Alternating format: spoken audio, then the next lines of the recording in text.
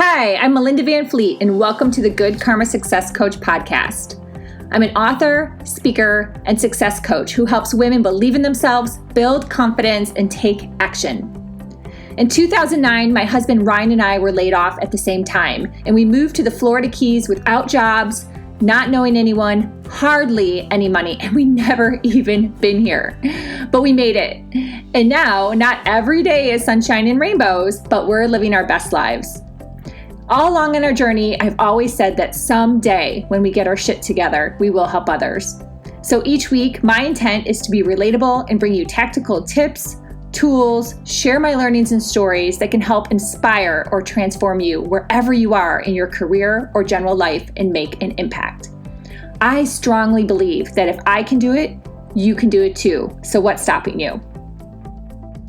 Hi, everyone. Welcome to the Good Karma Success Coach podcast. I am so excited that you have decided to join us today because, yay, I have returning guest, Ann Smyth. And if you listened to podcast episode 130, you will have heard our amazing discussion on human design. Ann Smyth is a certified life design coach and human design advisor. And she just blows my mind every time we talk.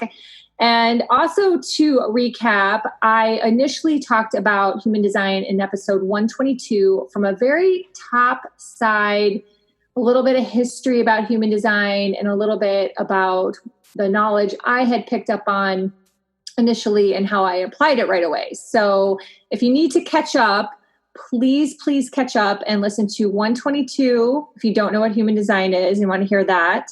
And then episode 130. And then please pull your chart and use humandesignamerica.com. That's one that I have found that I really like. And there's other ones out there as well. But please pull your chart so you can start to learn about this amazing spiritual I call it a spiritual tool, and can probably correct me on that if that's not the right thing to say. And then also pull a loved one, because in this episode, what we're going to be doing is chatting about how to compare. Because the thing about using a tool like this is, really using it for yourself, and then using it how you can work on your relationships or understand relationships or build relationships. And so when you can pull a loved one and follow along as well, so you can start to learn between, what your chart is reading and the other person's chart is reading, oh my gosh, the skies just keep opening and opening and opening. So I had, of course, pulled my husband Ryan's, and I've also pulled my sister Deborah's and my two nieces, Sienna and Sydney's. So Ann and I have kind of been downloading a little bit about all these charts, and now it was time to start the podcast. So without any further ado, I know that was a long intro. Welcome, Ann. Thank you so much for coming back on the podcast. Thank you so much, Melinda. It's my pleasure to be here again. And I know we were joking just before, do we have anything left to speak about with this? Because we've been talking about it for quite a while. But look, thanks for the great introduction. And you talked about it as a spiritual tool. It's kind of more, I suppose, I would call it a modality. Like it's something for us to use to understand ourselves better. And hopefully what we're kind of going to impress today is, regardless of the type, regardless of the names that are on it, you are more than a name, than a type, than, I suppose what the chart says you are. Like you know yourself best. Why it's a modality is and how it helps my clients a lot is they really start to own who they are and their own little nuances, and really live authentically through those things so that they can fully express themselves in the most magnetic way through their aura and just start really, really attracting everything to them. So it's not definitive in any way. It is a modality. Take what resonates and, leave what doesn't sit with you quite right yet at the moment, I've said it to you before, my favorite quote is, when the student is ready, the teacher will show. She'll just take the information that sits with you right. And then in the future, another piece of the puzzle or the other shoe might drop for you on something else that's in there. Yeah. Oh no, that's amazing. Thank you. And thank you for clearing it up. That's why I was like saying it. I'm like, I might be saying this not in the best way. So I always appreciate when someone guides me, and you are the perfect guide for this whole Thank you. process. And you know, and I just have to say to everyone out there too, I know Anne just said, you know, take what resonates with you.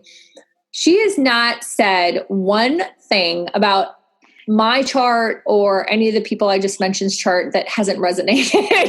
So that's too why I think this whole process and speaking with you is so amazing. So it's really, really cool because there is so many layers and levels and things to learn about human design and talk about human design. I know we decided to at least kick off and kind of see where it goes from there to talk about, if you pull your chart and you use the chart that I mentioned, what are maybe two things that you would say, two pieces of it for people to start to get to know and learn about? We can dive into it. Yeah. The two most important things for anybody, regardless of their type, to take notice of is what their strategy is and what their authority is. Regardless of what other information you hear about human design, that information can sometimes take you off track. Just by virtue of the situation that you're in at the time. But if you always bring it back to the strategy and the authority, you will not see yourself wrong in anything that you're doing in your life. So the strategy is how you communicate with the universe, how you communicate with those around you, in terms of manifestation and creation and the world that you live in. And then the authority is how you make decisions. So they work really well hand in hand, because you communicate with the universe about the things you want. The universe brings you situations depending on how well you communicate it, and then you respond to those things then you make decisions using your authority on those things. So you can say, no, universe, that wasn't good enough. I deserve better than that. Or you can say, through great excitement and happiness about something as your decision making, and say, wow, universe, this is amazing. It's kind of how you know, how do I know whether the next step is the right thing for me? You kind of really bed down in that authority and exercise it at all times. So us, for example, we have two different authorities. You have a sacral authority. So that means with using your sacral center, your tummy, that kind of gut. It's a very binary area. It really only likes yes or no questions, or would you like this or would you like that? So in any situation, any experience that the universe brings to you, you would implement your strategy to respond. You would look at the situation and then you'd say, do I like this? Yes or no? And you wait for what the decision is. And you will hear that voice inside of you saying yes or no, or choose this, choose that. And you go with that decision. Okay. Whereas myself and Ryan, your husband, actually we're both emotional authorities. So we would again respond. The situation comes to us, and we will have an emotional reaction to it. Our emotional wave will start to kick off. And it can be that we get super excited about something or super upset about something. And what we have to do is kind of wait for that energy to flow through us before we make that decision, because that energy wave that's moving through us can give us a false sense of security that, oh, I really, really like this. Because we're both manifesting generators as well, Ryan and I. So we think we really have shiny object syndrome. Everything we see, we're like, amazing, I can do that. But actually the next day then we might, when the energy wave has subsided, we might say, why did I commit to that? I have no interest in it. So we have to wait a little bit longer than you. Whereas you can almost tell kind of in the moment, yes or no, this is right for me. It's wiser for us to wait a little time to really decide what is the energy telling us. Okay. Mm. And what, sorry, did I cut you off? I'm sorry. No, I was just looking at, I have your nieces and your sister up in front of me here, and yourself. So I was just checking what they were as well, but I covered both of those with both of your nieces as well. So one has a sacral authority like you, and the other niece has emotional authority like myself and Ryan. So we both make decisions very differently, and it's kind of how we keep ourselves safe. It's how we keep moving forward with our lives through things. So what would be the difference between to respond and wait for the invitation? Because it seems similar, but maybe I'm wrong. So the strategy to respond is for generators and manifesting generators like me. Okay, and like Ryan. So we have the same one. So when it comes to responding, it's like the universe is always bringing things to you and you respond to the situations, and it's totally okay to say to the universe, I don't like this. This is not how I thought the manifestation would be. Next time I would like, I don't know, him taller, him more polite or whatever, if it's, say, it was something romantic that you're manifesting. Whereas with projectors, they have to wait for the invitation and recognition. It is because projectors have a really unique way of penetrating people's energies, and they really go to the core of things. And not everybody is ready for how deep they can go on things. So there has to be recognition for their uniqueness and their ability to go deep, and they have to be invited to go deep with that person. So, okay. Yeah. So that's why theirs is just, their strategy is just different. They just wait for the invitation, wait to be recognized and things like that. So they would maybe go into a social situation and there might be discussion about art or something like that. And they may offer something on the classics and offer an opinion on the classics. They may then get someone there who is able to, who kind of recognizes that uniqueness in them, may say that's really unique. Like, I never thought of it that way. Can you share that with me? That's where a projector then starts to communicate and starts to share. And they're kind of really telling the universe then at that stage, I really love this. I really love being seen as the, not the expert, but kind of being seen as the authority in this. And that's what makes them super magnetic. Whereas you and I might walk into the room where there's an art discussion and we might say, I have no interest in this at all. And that's us responding. That's just us doing our strategy. But we don't need anybody else kind of to implement our strategy. Whereas with projectors, they have to be recognized by the other person as that expert and to be invited to share their really unique opinion and view on the world. So are there certain strategies for each of the different human design types? So for example, like, would you see wait for the invitation in the generator or manifesting generator, or that's more specific to the projector? Does that make sense? Yeah, absolutely. It's specific to the projector. So their strategy is to wait for the invitation and recognition. A manifestor's strategy is to inform. Okay. And a reflector's is to wait for a lunar cycle. With the manifestor to inform, it's because they're like the big idea generator. They're like this big energy that kind of starts something. They start movements, they start companies, they really start ideas. And people have to be ready for those big things as well. But they kind of suffer no fools when they have that big idea and they're going full steam ahead for it. Whether you're on board with them or not, they don't care. All they have to do is tell you, this is what I'm doing, and your opinion on it doesn't matter. You either get on the train or you don't. They just move forward. Whereas, say, a manifesting generator or a generator, we might start doing work and then we tweak along the way because we respond to the situation as it unfolds. Why are you laughing? I talk about tweaking all the time.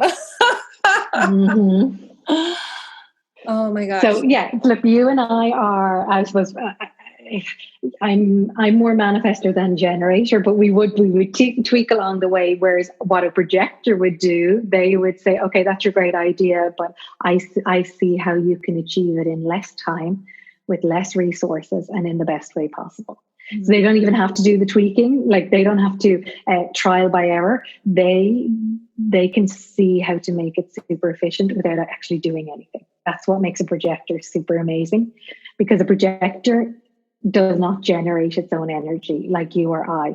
A generator, a manifesting generator, a manifester, we're all energy beings. We create energy by doing things that light us up and that we love. A projector penetrates energy. So it's projectors are naturally gifted then at preserving their energy, because they know when that tank's empty, there's nowhere else in my system creating energy to fill it back up. So they're really, really good at making things super efficient, and they make amazing leaders. So a reflector is also like a projector, correct? That they don't generate their own energy? Am I correct? Yes, excuse me, sorry, yeah. They are like them insofar as they are not energy generating beings, but reflectors are really the unicorns of the world. Reflectors are really, really, really rare.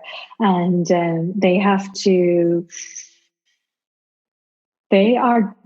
it's really interesting, like I do this for teens or for families or for couples, and kind of when you understand how the other person lets energy flow through them, how they generate energy, or how they penetrate energy, or what their purpose is, then you start to actually use them to their best advantages, and you really start to kind of see inside of them the best of them. And from a relationship perspective, a family's perspective, everybody blooms when you start to see that in them. So a reflector on a team is there to, the clue is in the name, they kind of reflect what the general feeling in the group is. So reflectors can be in a group, and if there's like just awful energy, horrible place, everything like that, reflectors feel like that. They're like a chameleon, and they don't understand why. They can't actually separate themselves from the situation and say, I feel bad because of these people I'm around. They just think there's something wrong with them, that it's them that feels bad. And then you can take them out of that situation and put them into a group of people where everybody is just amazing energy, supporting each other, moving the team forward, and a reflector can just feel amazing. But it's not necessarily their own energy. They are just reflecting kind of the consciousness of the group. That's what a reflector is there to do. So reflectors, really unusual, really rare to kind of come up against them, and they kind of don't know their own energy either, because they cannot separate the situation that they're in and themselves in any moment. They literally are like a mirror reflecting everything around them. So they can have a lot of trouble with that, because they think that they really personalize it, that it's something wrong with them. They can't see that they are reflecting actually the consciousness, as opposed to it being about themselves. I have a random thought question. Mm-hmm. Is there any, this may be totally ad hoc, and if you don't know this, don't feel bad. Is there any, it's totally random. Is there any correlation between projectors and migraines? Do you know? I don't know that, to be perfectly honest with you. And I'm curious, are you asking that because of your sister, Diane? Yes. Mm-hmm. Because if you think about it from like an energy standpoint, it would make sense. So, yeah, just curious. Yeah, I just wondered. Yeah, I'm not aware of any correlation between the two, but what your sister has different to. Well, I just checked your chart. You have it too, though. So your sister, you see, she's only defined in her head, her ajna, and her throat. So, and the head center, just like the root center, is a pressure center. So with that only defined, she would feel a lot of pressure in terms of forming ideas, opinions. Like she would feel a lot of pressure in her head. That may manifest itself as a migraine for her. And I suppose I only picked her out because, you're defined in the same areas, but you have, I suppose, more circuitry defined inside of your chart compared to your sister. It is all very much in that kind of throat up area. So I can kind of see why perhaps that might manifest a lot of something. Yeah. Another, where this can kind of sometimes manifest with clients as well, not migraines, but that pressure center, the root center, which is really like your sexual organs and that area. And if it's undefined, you're letting a lot of pressure in from people. I should be working, I should be doing this. It's really a lot of should. So a lot of guilt can sit in that area. And I have, you get clients maybe who have issues in the reproductive area or probably irregular periods, etc. And when they start to harness this and understanding that actually those shoulds, that guilt, that's just energy that they're letting in from other people, and they can start to separate it. And some clients have experienced kind of more flow in that area, because they start to understand that this is just someone else's energy that I have let into my system, and I don't have to let it bog me down. Oh, wow. Wow. That's really interesting. Yeah. It just provides so much clarity and like aha moments. So just to circle back on the strategies and the types, basically the strategy is a way of understanding your type a little bit. Would you say that's just kind of the correlation in terms of the aspect? The strategy is kind of how you manifest and how you communicate with the world. So it is, let's see, you and I have respond, okay, and so would Ryan, because he's a manifesting generator as well. So if you don't implement the strategy of respond, you kind of are more reactive to life. You get the email from your boss and you say, I'm going to reply now, and you like jump to it.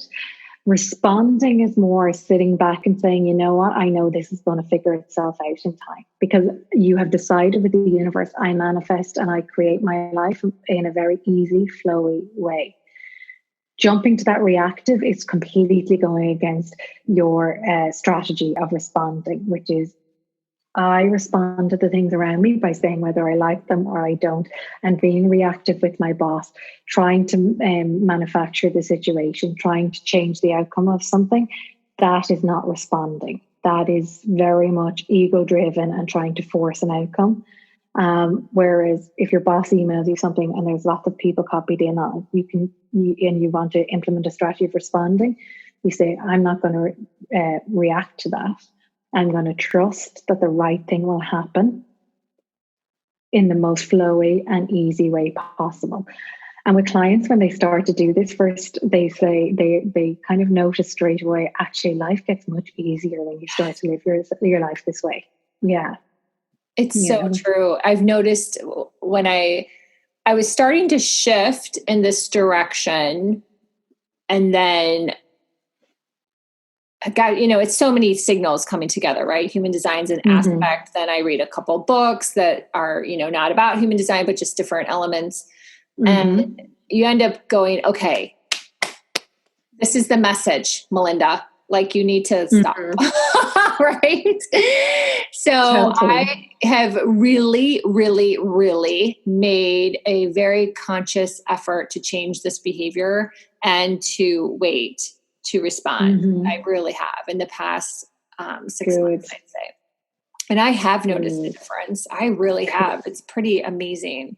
So I definitely would suggest that to anyone out there. If you're pulling your chart and you see your strategy is to respond, to start to do the work, because it is work. You have to stop yourself. I mean, I am from corporate America. Like, we're supposed to get back to everybody right away, get back to every email, get back to your boss, get back to this. And honestly, like, you end up making mistakes or saying things you shouldn't have said, or responded in a way you shouldn't have said, or wasn't even the right way in regards to probably how the universe would have you do it. So, if I could go back in time, I'd probably save a lot of drama in my life if I would have known this when I was 25 versus learning this when I was, 49. Now I'm 50. So that's pretty amazing.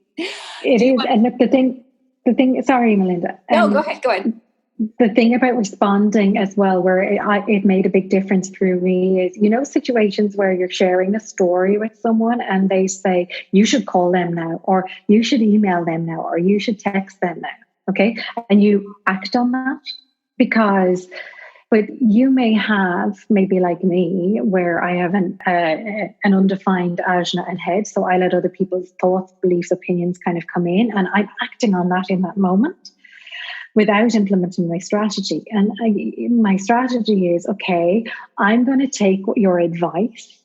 I'm going to run it through my authority, which is my emotional authority. I might be feeling like I agree with you now, but I'm going to see how I feel about it tomorrow, and then I'll take action. Rather than then I am really kind of making sure that the result ends up exactly the way I want, because I'm responding to the information that's being given to me. And then I'm also double bracing it by making sure I'm making the decision to act properly by waiting till tomorrow to make the decision. And that's because I have an emotional authority. Rather than picking up the phone and saying, you're right, I'm going to text them now. And then I'm just, I'm acting completely on beliefs, thoughts, opinions that I may have let into my head, but are not my truth, because I haven't kind of run them through the whole engine to say, yes, I agree with this or I don't. Mm-hmm. Yeah. And it's everything you said is so spot on. And I've even been spending more time with my husband, Ryan. He'll get something like a DM from a client or an email. And I'm like, wait to respond. Mm-hmm. So I've been trying to steer that ship a little bit that way too, because he's the same. Its strategy is to respond. And so just chill out for a second. Like, the world's not going to end if you don't get back to that person like right now. It's going to be okay. So, Jody, imagine how much heart it too. Yeah, and imagine how much heartache we would all save if we started like actually being in this. It is very much in a state of allowing and understanding and being in an energy of flow, and the right things happen. And look, I completely get where Ryan is coming from. I have the same type of emotional wave as him, and sometimes that wave is so strong you cannot see the wood for the trees, that I need to wait, and you're feeling really passionate about something and you want to make something happen. There's so much power in the slowing down part. Whereas while you have the same strategy to respond, your authority is your sacral. So someone will say to you, text them now, or write that email now to that person. You can very quickly ask yourself, do I agree with that action? Yes or no? And then you can safely do whatever the answer is. So if the answer is, no, I don't agree with that, then you can make that decision in that moment. Whereas Ryan and I have to allow a little bit of time for the emotional wave to go, and I suppose for it to find its water table, for want of a better description for it. So we have to let it find its level. But you're a little bit more clear cut, yes or no. Yeah, no, it's very interesting. I wrote about a whole scenario in my upcoming book, Life and Love Lessons, about really waiting. And when you said, I'll use your words, there's so much power in that. It's true. Like, you just felt so much more clear, and with the clarity comes the power of like, okay, no, I can make this decision now because I've waited, and that my intuition's super strong. So my intuition like hit me. I decided to wait, and then my intuition hit me when it was the time to make the decision, and then also gave me the answer of how to handle it. So a lot came from that process of waiting to respond, which was, part of the learning of human design. So it's very fascinating. So let's switch to the second one that you said is super important when you look at your chart, the inner authority. Yeah, the inner authority. So the decision making. So how you make decisions. So with us, that emotional thing, and just like you said, it really goes back to kind of with Ryan and I. We'll get that emotional charge. We will think that something is the right thing for us, and we might commit to it. And then a few days later say, why did I do that? I have no interest in actually following through on the thing we've committed to. So our emotions really are the litmus test for us on whether we really truly like something.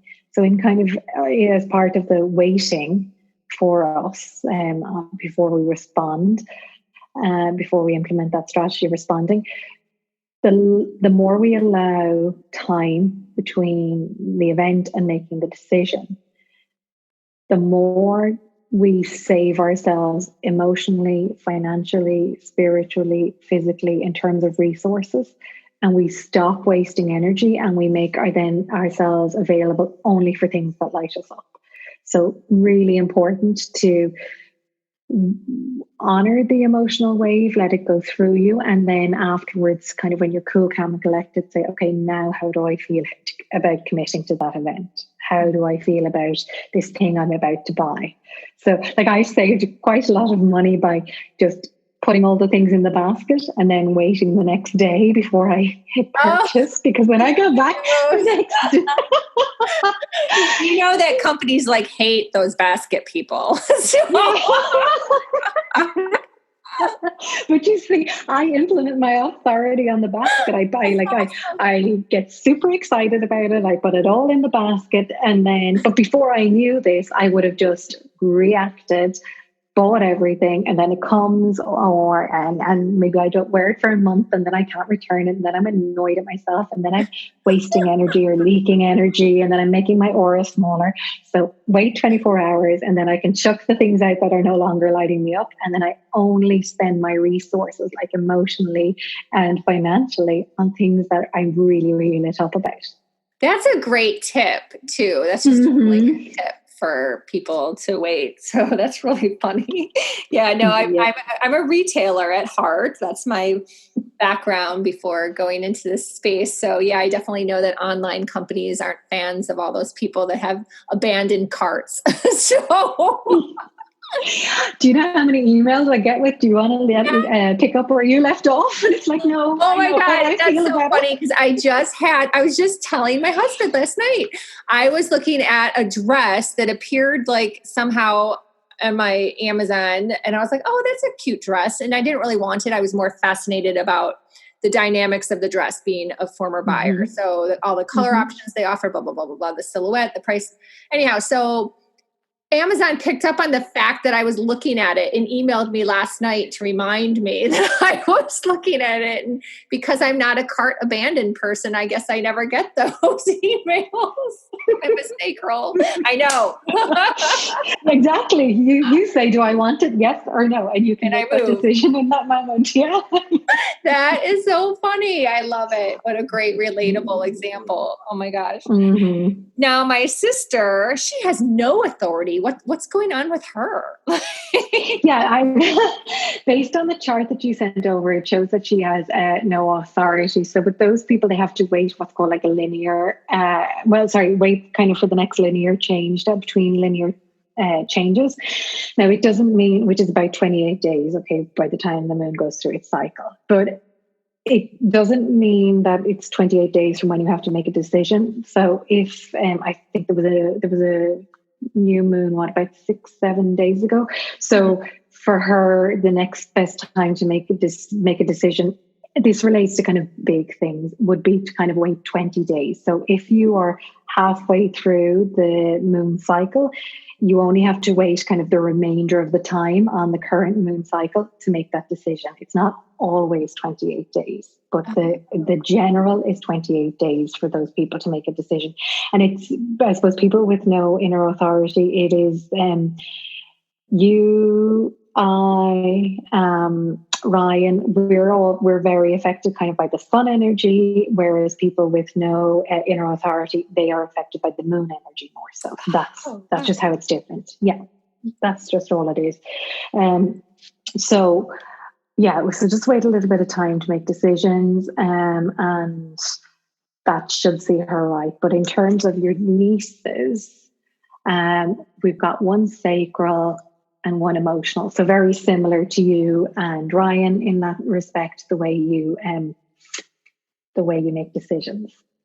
Now, let me ask you this, another random. Because there's so much buzz out there on the internet about the moon and this and that. And I've really been getting a little bit more aware of the moon phases. And especially because I go for a walk at 5 a.m., the moon's still out. Would you say that there's any correlation between someone being more drawn towards the sun versus the moon based on their authority? And let me also add in that I've always been drawn to the sun. I've never been drawn to the moon. I'm just trying to learn more about the moon. Does that make sense? Yeah. So given their closeness to Earth, the sun and the moon are the two most powerful probably planets in terms of us as human beings. That's why they have such a big kind of importance in our life. I mean, they're the way we live our lives. We get up, we go to bed according to them, and we live our lives around that. So yes, as more, we're you and me, and let's see, Sydney, your niece, we're kind of all more about the sun, whereas some people, generally reflectors and that people with no authority, they will be more guided by their moon energy. So like the thing, I suppose, where there's a slight difference between human design and astrology is kind of really only based on, one planet at a time. Human design is what was the location of all of the planets at the time of your birth, and what energy were they giving into the atmosphere at the time of your birth. So that's how we're all different, and that's why I suppose it's a little bit deeper, the information that we have from human design on this, but primarily we are solar and lunar beings, because those two being closest to the earth give the most amount of energy to us. Gotcha. Interesting. Yeah. Interesting. And then in regards to, again, to the authorities. So when I look at these charts, I see sacral, no authority, and emotional authority. Are there other authorities as well that various types could have? Yeah, there are. So I suppose the kind of order in the chart as such is you're going to have the emotional one, okay, which is Ryan and me. We're going to have the sacral, which is you and Sienna. Okay. And then the next one then after the sacral will be the splenic authority, so the spleen. So that's your like intuition area. For those looking at their chart, this is the triangle on the furthest left-hand side. That's your splenic authority. And then it'll move on to the ego authority. Okay. And then it'll move on to the G center. And then you go into kind of mental authority, which is all in the head, and no inner authority. And they're the main ones that are there. So I know there's a podcast, we're not really showing a chart, but you could kind of see the way it flows into the emotional across to the tummy, then across to what would be your appendix area, your spleen, and then you kind of go into the heart center, then into your chest, then up to your throat. That it kind of takes that journey, the different types of authorities. Gotcha. Thank you. And then to circle back with the same type of question for strategy. So we have the ones we've talked about are to respond and waiting for the invitation. Are there other strategy types as well? Yeah. So a generator is to respond. A manifesting generator is also to respond. Projector is to wait for the invitation and recognition. Manifestors is to inform. And reflectors are to wait for a lunar cycle. Okay. I suppose the strategy is another way to how you share your gift, how you share yourself with the world. Right. Okay. So I was trying to ask with that other question, but I didn't come off that great. So, okay, perfect. Look, another thing to really, not really, but a great thing to take notice of is you'll also see on the charts, I think it's on most charts, like it's certainly on the system that you used, but as far as I'm aware, any system that you use for looking this up online will give you what's called a signature self and the not seen theme self. And the signature self is kind of how you know you're being your most true self, your most magnetic self, your most authentic self, like where you're really, really shining your aura big and bright out into the world. And the not self theme is kind of where you're really not living in your design at all. You're being probably very ego driven. And those two things are a great sign from your body. Like the body is so clever. It's telling you whether you are in a state of allowing or whether you are completely resistant and, you know, not allowing the things that you are calling in to come to you.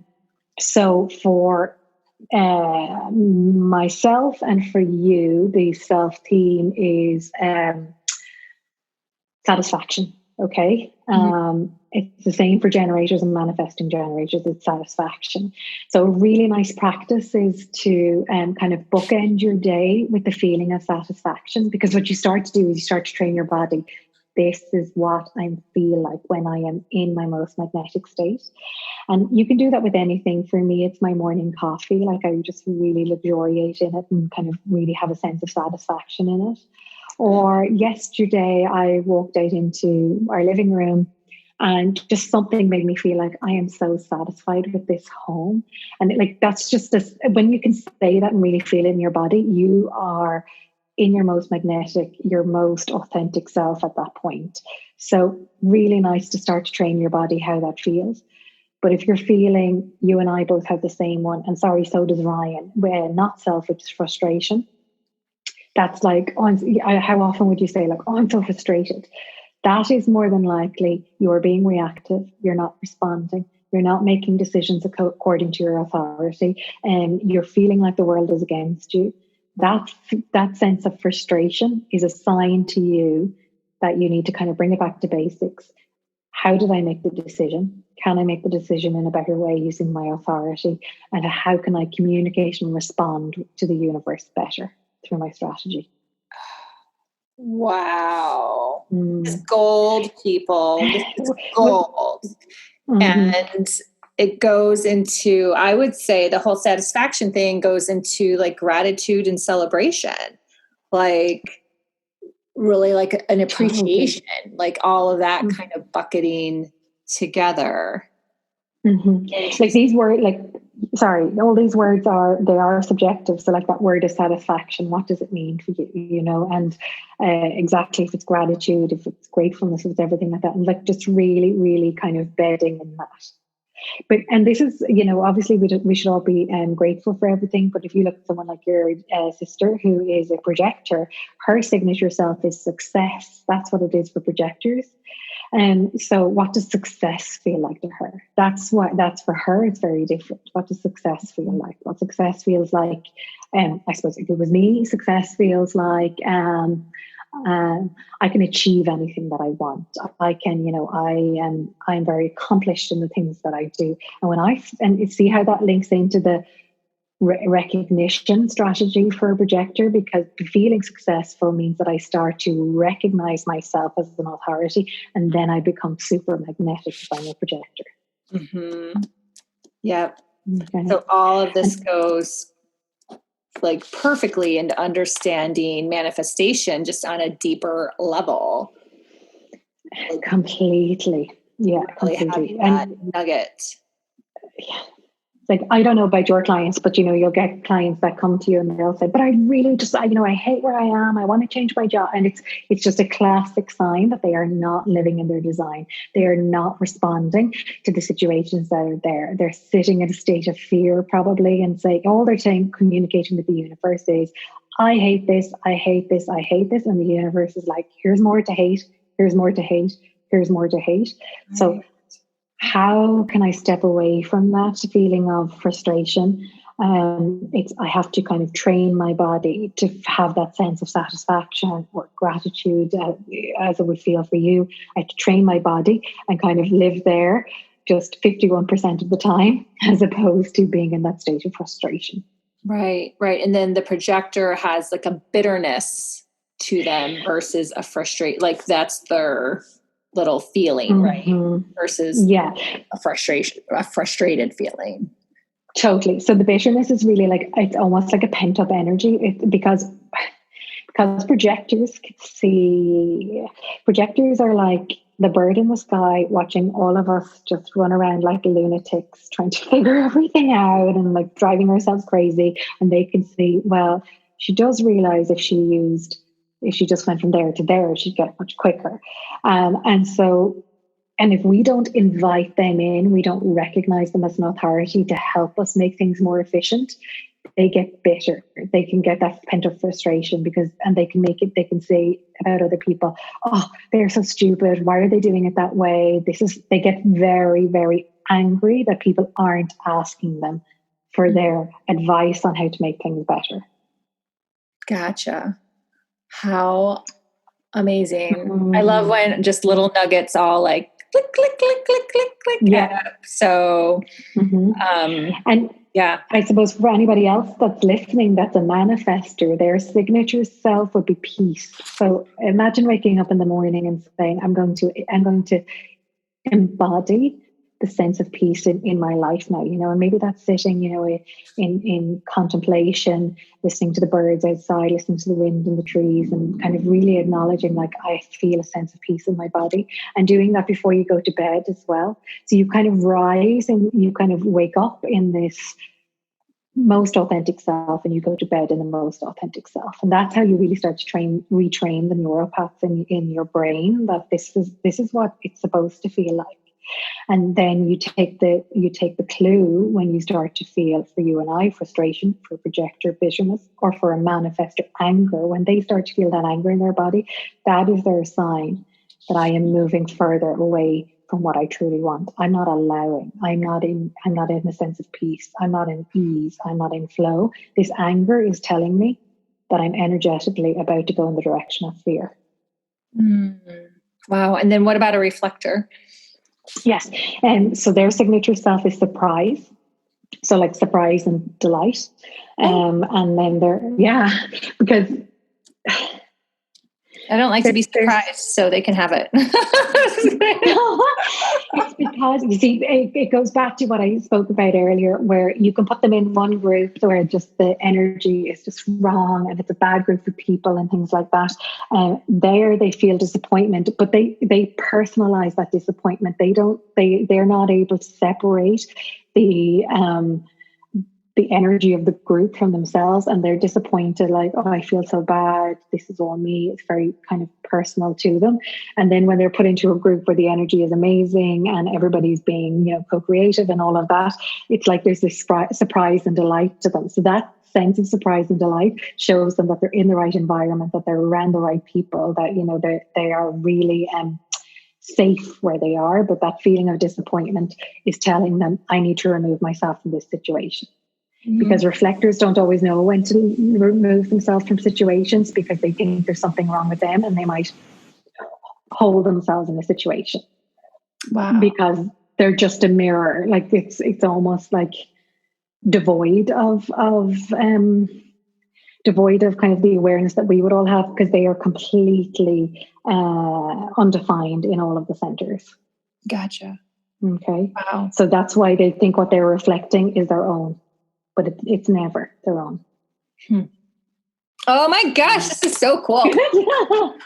Good. Well, no, but those two things will really, like, if you start to, I'd love to hear if you do this like for the next 2 weeks, and just start and end your day with embedding that feeling of satisfaction into your body, how you would find it, what differences you make. I don't know, maybe you manifest something amazing over the time. Yeah, as well.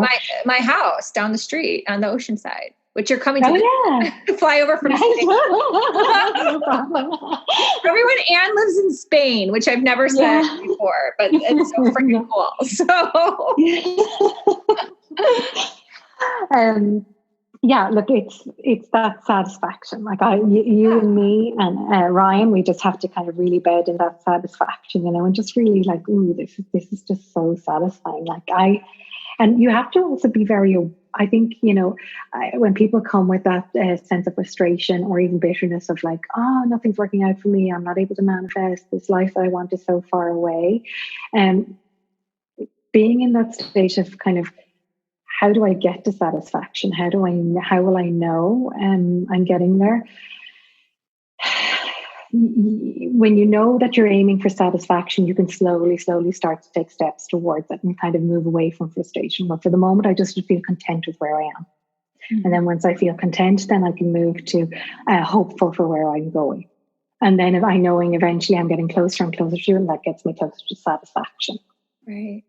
Gosh, and it makes so much sense to me because like I thrive on purpose. I'm obviously, I'm a generator. So satisfaction's like that outcome, right? So mm-hmm.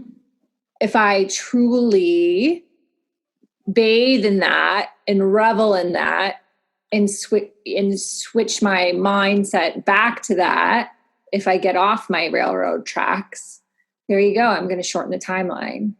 So yeah, just having that little nugget of those keywords and that little bit extra clarity is the gold. Is the gold. That's amazing.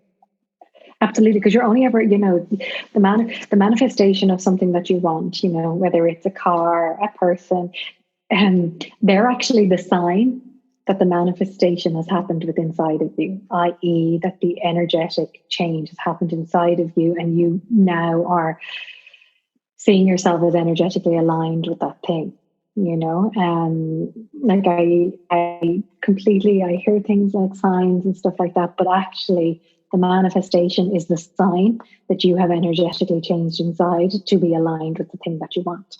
Mm-hmm. Because when you get the manifestation, actually you realize I don't need this thing anymore because I'm feeling so good in myself. So I'm feeling that satisfaction. It kind of doesn't matter whether I have the manifestation or not, which is why it's only a sign. And I think that's kind of Neville Goddard's teaching on it as well, is that the manifestation is just a sign, and that it really is about managing my own inner feelings and inner workings on this. Right. That's true. Yeah. Yeah. Great nugget. Thank you. Thank you for that. You're welcome. Wow. Oh my gosh. Girl, I know you need to get to sleep. I don't think we talked about what we said we would. Look, I hope it's helpful. I know we're kind of jumping around on different things, and it is difficult when there isn't a chart in front of someone to see. But like I said, take what kind of resonates with you and leave the rest. If you can just, strategy, the authority, and then use your signature self and your not self theme as your goalposts for how close you actually are to the person that you want to be, the thing that you're calling in, you will become so magnetic by just operating kind of on those four things. Mm-hmm, mm-hmm. And don't get caught up in the other detail just yet. Yeah. Yeah. No, that's great. And again, like highly recommend pulling the chart, highly recommend listening to the other ones. You're probably going to have to listen to this one a couple of times, like, listen as you're, on the treadmill or running, and then sit again with your chart and go, okay. And if you have to fast forward through some sections to get to where we're talking about for you. And then also schedule a call with Anne. So thank you very much. Yes, do the deep dive. She's amazing. And obviously I just really, really appreciate her. So schedule a call with Anne and get your chart read and learn this so you can maximize this and gosh, and it's so cliche. Live your best life, but it's just true. So I'm going to say it. Standing in my power, I'm going to say it. Live your best life, people. So, yeah. Well, look, Melinda, thank you very, very much for that. That's really kind of you to say. Like, I really enjoy our conversations, because what I suppose we haven't shared with everybody is that very unique in your design as well, is that your skill on top of like a generator is just skimming the surface for you, and all of these parts is you are the type of person that is here to pull all the information together for people and kind of, create your own version of it and divulge it in such a way that people need to hear it, and kind of take all the pieces together, and really create your own magic with it. And that is, it's such a joy, I suppose, to work with you on these things, because you are someone very much living in your design, and living it very authentically, just by virtue of being who you are, and kind of following that joy, following that sense of satisfaction and gratitude on a daily basis. Oh, well, thank you so much. I appreciate that. I feel that. I love that. I thrive on that and all those things. And I guess that's why I do this podcast, right? So Exactly. I hope that everyone out there, that's my intention, like learns from this, enjoys it, maybe laughs a little bit if I'm goofy. So, and and I will put Anne's information and the chart information again in the show notes. And feel free to reach out with us, connect with us. Anne's gig is on her, what was the word I was going to look for? Your what you like. You're on Instagram. That's your vibe, is the Instagram vibe. So follow Anne on Instagram, and you can find me on all the other socials. Because, I guess, again, I like to be everywhere. So there you go. Yeah, you're the melting pot. You're the melting pot. I know. That's so funny. And that really fits into both of our designs as well. So that's really funny. So, so thank you. It's always a pleasure. I really appreciate it. Thank you very much, Melinda.